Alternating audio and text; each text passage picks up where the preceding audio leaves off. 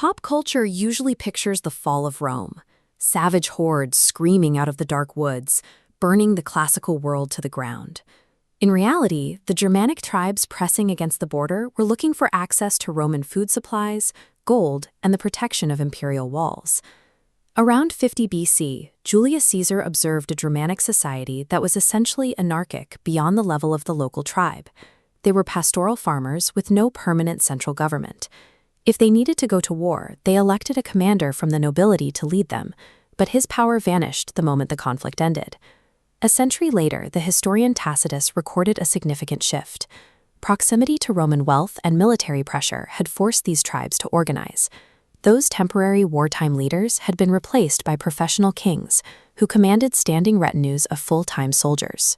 Instead of plotting an apocalypse, these tribes were mirroring Roman military structures to better compete for a place within the empire's prosperous frontier. This gradual adaptation was interrupted by the arrival of the Huns from the east. Their highly mobile cavalry warfare was something the semi-settled Germanic tribes couldn't stop, creating a desperate choice between enslavement or flight. The Hunnic advance triggered a massive demographic domino effect. Fleeing tribes pushed into their neighbors, eventually forcing hundreds of thousands of refugees across the Roman borders. This pressure broke the Western Empire, fracturing its centralized provinces into localized tribal territories. This left tribal kings, men who commanded a few thousand warriors, responsible for maintaining the social order for millions of settled Roman citizens. To survive, these kings had to find a way to reconcile their own tribal traditions with the massive, complex society they now occupied. The Vandals chose a strategy of aggressive replacement. After migrating through Gaul and Spain, 80,000 Vandal and Allan refugees crossed into North Africa in 429, targeting the wealthiest and most stable agricultural provinces of the Western Empire. Once they seized the region, they systematically displaced the Roman landowning class in northern Tunisia. By taking these estates for themselves, they gained direct control over the Mediterranean grain supply, giving them a massive economic lever against the surviving Roman court. When they sacked Rome in 455, it wasn't a riot, it was a cold 14-day removal of the city's liquid assets. They stripped the gold and human capital of the capital to fund their own maritime state in Carthage. While this secured absolute power and wealth, the Vandals refused to integrate. They remained a tiny Arian Christian minority ruling over a hostile Catholic population, leaving their kingdom isolated and militarily vulnerable. The Burgundians took a more collaborative route, though it was born from disaster. Their first kingdom on the Rhine was annihilated by a Roman-Hun coalition in 436, a massacre that claimed 20,000 lives. This destruction was so absolute, it became the psychological core of the Nibelungenlied, the foundational epic of the German Middle Ages, where the historical king Gundahar was transformed into a tragic mythological figure. The survivors were resettled by Rome in eastern Gaul. Having seen the cost of direct rebellion, the Burgundian leadership realized that legal integration was their best chance to avoid another total collapse. They developed a dual legal system known as the Lex Burgundionum. It allowed Romans to be judged by their own traditional Roman law, while Burgundians followed tribal customs, creating a stable framework for the two groups to live side by side.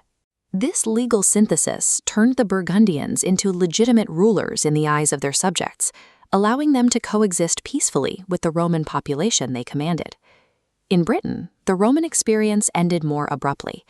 By 410, the bulk imports of imperial coinage and pottery had stopped, and the island moved away from a stone-based urban economy toward a local, decentralized model. For centuries, the story of this period was one of a singular, violent Anglo-Saxon invasion.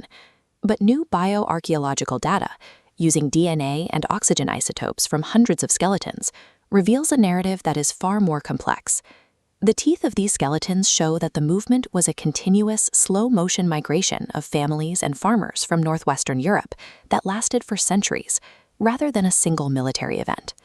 As the population abandoned the Roman lifestyle of stone-built cities, they established rural timber halls and hamlets. Over the course of 300 years, the demographic shift was so steady that it eventually erased the previous linguistic and cultural markers of Roman Britain. Because the Roman civic infrastructure had already faded away, this gradual influx of families was able to completely replace the old system with a new agrarian warrior culture. These three strategies, the Vandal Takeover, the Burgundian legal code, and the Anglo-Saxon migration, they were parts of a larger continental process where tribal customs were fusing with what remained of Roman administration. This forced Germanic leaders to change. Elected war kings transformed into permanent monarchs mimicking Roman emperors, relying on land ownership for power. Political authority was no longer about tribal bloodlines. Legal rights were anchored directly to the physical land an individual owned. This shift created the social hierarchy of the Middle Ages.